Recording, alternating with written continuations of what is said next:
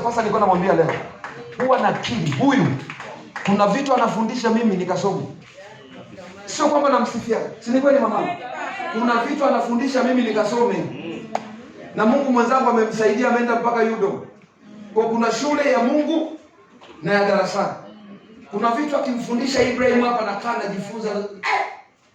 Ngoja kwanza nirudi na mimi nisome Biblia vizuri. Lakini akikutana na mimi hajawahi kuwa juu yangu. Yuko chini yangu. Amen.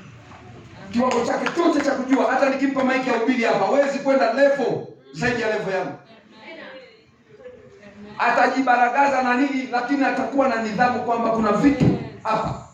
Na ndio maana watoto wanaojitambua kuna kiwango akihubiri akifanya. Si mnakumbuka Usingi? Tunahubiri injili pa, alafu napo kwenye mkutano ndio muombe watu. Maana mimi sikuwa mhubiri niliyealikwa. Kuna siku hawa wanakuwa wanakumbuka. Mhubiri aliyekuwa anahubiri mkutano akapata dharura tu saa ya kunyenyuka kwenda kwenye mkutano, akaenda kuongea na simu ndani. Kwaya zimemaliza sasa, wanahitaji mhubiri asimame, wanageuka. Mhubiri hayupo. Tumekaa na mchungaji Gaspar, tunasikia kunyanyuka kuhubiri na mchungaji. Sasa ananyanyuka anachukua Biblia. Nimefika pale mbele sielewi.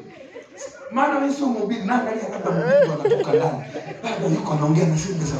Leo nimepatikana. Yesu akaleta upako hapo hapo. Upako kashuka hapo hapo ndiko likaja. Nikachapa injili wewe. Anafanya zaidi, walikuwa paka hakuna anayekaa kwenye kiti. Lakini watu, na ndio siku ambayo watu waliokoka wengi kupita kawaida. Na watu walipookoka nikamrudishia mhubiri maiki. Yes. Aombe na watu. Kwa nini? Mkutano sio wangu, ni wa kwake.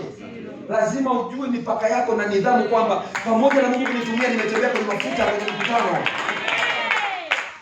Lakini mwingine angesema mnaona? Ongeliachia mimi mkutano ndio mambo ya kijinga tu. Lazima uheshimu mafuta ya mtu mwingine. Unasema no. Yaani wanakwaya wanakumbuka. Mimi nilikuwa nafundisha semina ndani. Mchungaji Gaspar anasimama anasema tumlete mwalimu. Kwani nilikuwa nafanyaje? Nikisimama kabla sijaanza kufundisha namuita mhubiri. Salimia watu kwanza, ongea na watu, niombee kwanza. Kwa nini? Kwa sababu yeye ndo ana wingu la programu nzima ya ndani na nje. Ila tu ameniambia Lusekelo nisaidie semina ndani. Mimi nilienda kama mwimbaji, sikwenda kama mhubiri. Kwa ile programu ya kuhubiri mimi nilipewa watu kule kwamba ndugu yangu nisaidie semina mimi nifanye mkutano. Kuna mtu ananielewa? Amen. Alafu siku ile tuko hotelini, Kashamba kanifuata. Akasema mwinjilisti, ndio tunajiandaa sasa tunarudi mkutanoni. Akasema unajua leo nimeota unahubiri. Nikasema hebu acha mambo yako. Twende kwenye gari. Kuna nguo nilivaa. Nikajiangalia kwenye kioo nikakuta inakataa. Nikabadilisha. Nikaenda nikavaa nyingine nikakuta inagoma. Nilipovaa hii nyingine nikakuta ndio imekaa. Na ndio siku hiyo hiyo moja kama wanakwaya mnakumbuka. Ndio nilivaa kaunda suti. Ndio siku zingine nilivaa tu masente prede tu mwali rangi nyingine siku nikashangaa nimevaa. Afu kumbe mimi ndo nimekamata mtoka ndio bila mkutano. Lakini ninachoongea kuheshimu mafuta ya mwenye mafuta.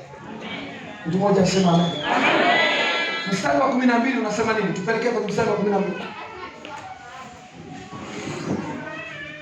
Mstari wa 12 unasema nini?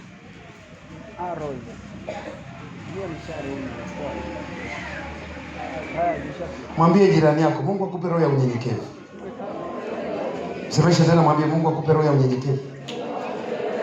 Muongeleshe tena, mwambie Mungu akupe roho ya unyenyekevu.